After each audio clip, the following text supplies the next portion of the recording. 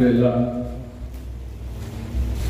wassalatu wassalamu ala rasulillah, amma ba'd. Penasehat yang saya hormati, Ketua, Sekretaris, Wakil Ketua, serta bidang-bidang yang lainnya. Jadi temanya itu adalah penguatan MPI. Apa yang dikuatkan? Yang dikuatkan itu rasa MPI-an. Kita itu memiliki ghirrah, semangat MPI-an. Jadi bahwa MPI ini memang didirikan dari kita untuk kita. Kalau sudah kita masuk ke dalam MPI, artinya kita ini anggota MPI. Wajib bagi kita untuk menjaga nama baik MPI. Samping menjaga nama baik MPI, kita juga harus meningkatkan profesionalitas, intelektualitas kita sebagai tim. Maka itulah yang dimaksud dengan penguatan MPI. Tadi siang saya sudah kirim sedikit sejarah MPI, tujuan, tugas MPI, itu sudah saya kirim, ya. Dan para pendirinya juga sudah saya kirim. Kita sudah melaksanakan latihan kader MPI sudah 2 gelombang. Gelombang pertama 40 orang, gelombang kedua 40 orang. Artinya sudah 80 orang yang sudah kita kader. Nah, yang sudah kita kader itu, apa yang kita sampaikan pada latihan itu ya tak banyak, dikit bisa nyangkut. Apa maksud tujuan MPI, kemudian keanggotaan MPI. Jadi kita jangan semena-mena di MPI, bukan? Mau diatur. Walaupun kita sebagai seorang ustadz bisa kita mengendalikan emosional kita itu, mau diatur dalam organisasi. Di organisasi ini kita sama-sama belajar. Bukan siapa paling pintar, enggak. Semuanya sama-sama belajar. Walaupun tadinya kita sudah punya organisasi yang lainnya. Mungkin organisasi lainnya itu macam-macam model, ya kan? Atau mungkin di organisasi lain itu kita ditokohkan, ya kan? Dihormati. Tapi begitu masuk ke sini, ya kita sama-sama ya saling menghormati. Maka perlu kita pendalaman. Paling terpenting itu adalah pendalaman akidah. Nah, sekarang kita lihat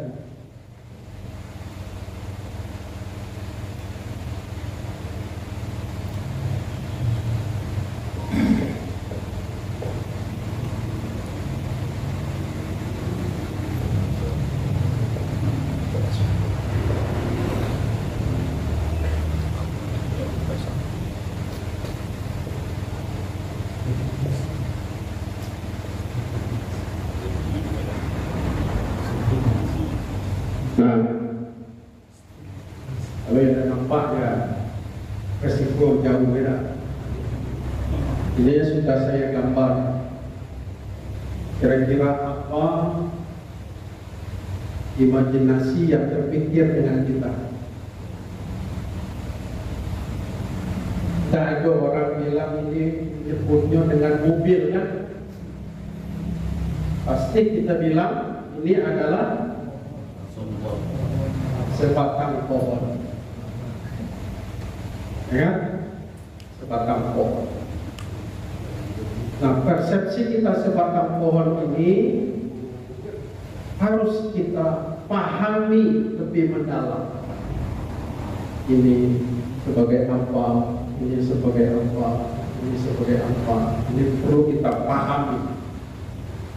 Kaget baru kita ketemu dengan clear tentang akidah yang sebenarnya.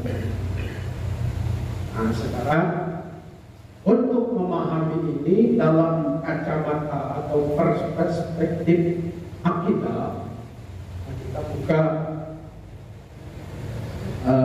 surah ke-14 ayat 24 sampai 25. Silakan dibuka. Quran surah ke-14. Surah ke-14 ayat 24 25. Ya, silakan dibuka. Ya, surah Ibrahim. Bismillahirrahmanirrahim. Alam tara kayfa daraba Allahu mathalan kalimatan thayyibatan kashajaratin thayyibatin asluha thabitun wa far'uha fis samaa. Tidakkah engkau memperhatikan bagaimana Allah telah membuat perumpamaan kalimat thayyibah? Perumpamaannya seperti pohon yang baik, akarnya kuat, cabangnya menjulang ke langit. Ya, sudah sampai di situ. Alam tara kaifa daraballahu masalah. Apakah kamu tidak memperhatikan? Ya, Allahu masalah, satu perumpamaan yang dibuat oleh Allah Subhanahu wa taala, kalimatan thayyibatan, satu kalimat yang thayyib, yang bagus. Nah, saya tanya, kalimat yang bagus itu apa?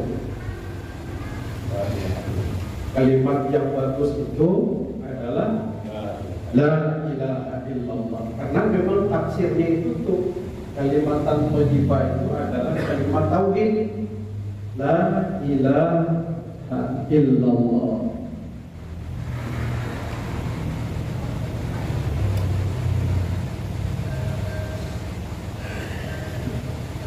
Sudah biasa kita nyebut La ilaha illallah. Nah, biasanya di dalam kitab tauhid itu La ma'budu bihaqqillah, tidak ada yang berhak disembah kecuali Allah. Ini adalah merupakan tafsir dari kalimatan thayyibatan,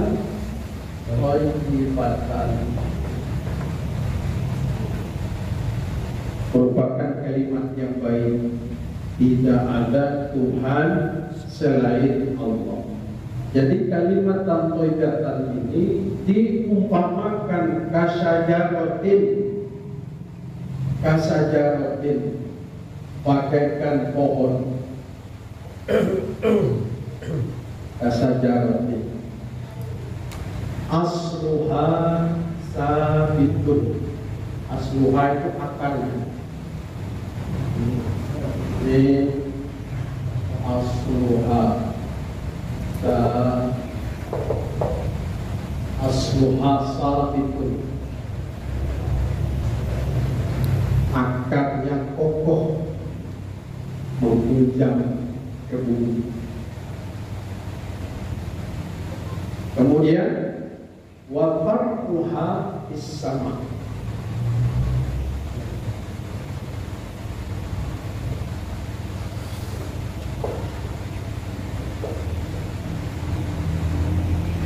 wa farquha bis sama. Ya, di mana wa farquha itu ya cabang-cabangnya atau batangnya menjulang ke langit.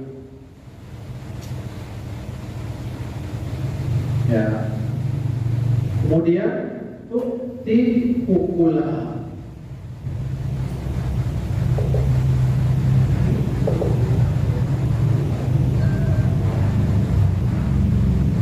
Kemudian dia berbuah.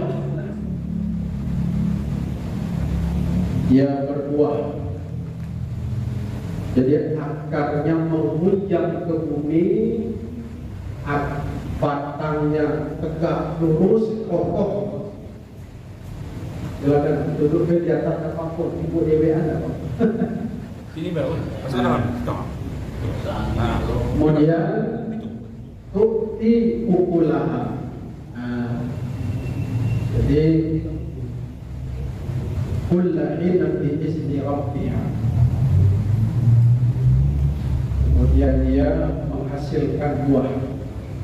Sekarang akar, batang, buah ini adalah merupakan satu kesatuan yang tidak bisa dipisahkan.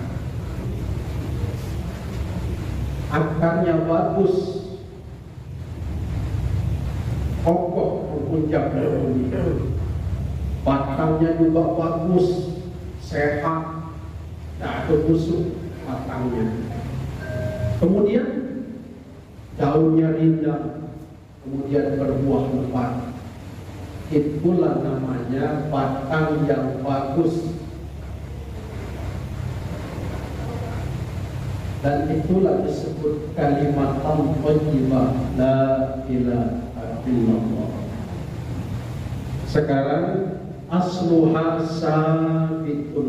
Apa itu asluha sabitun? Di sini akar yang bagus, inilah yang disebut dengan rukun iman. Di sini posisi rukun iman.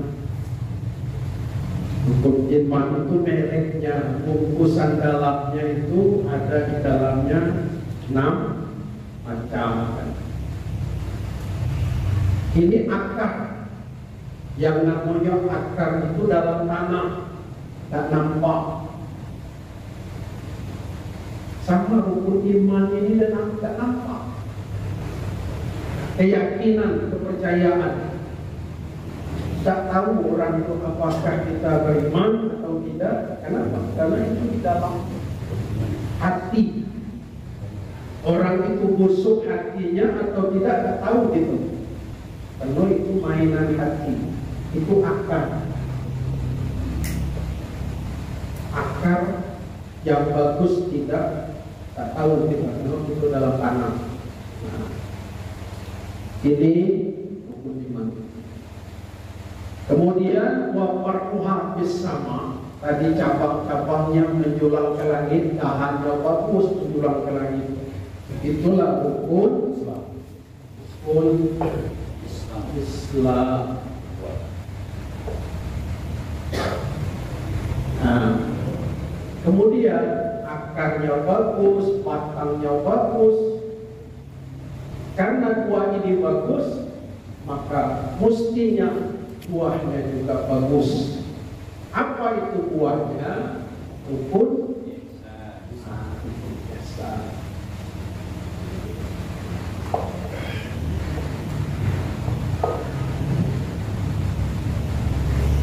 Rukun ihsan. Rukun iman, rukun Islam, rukun ihsan.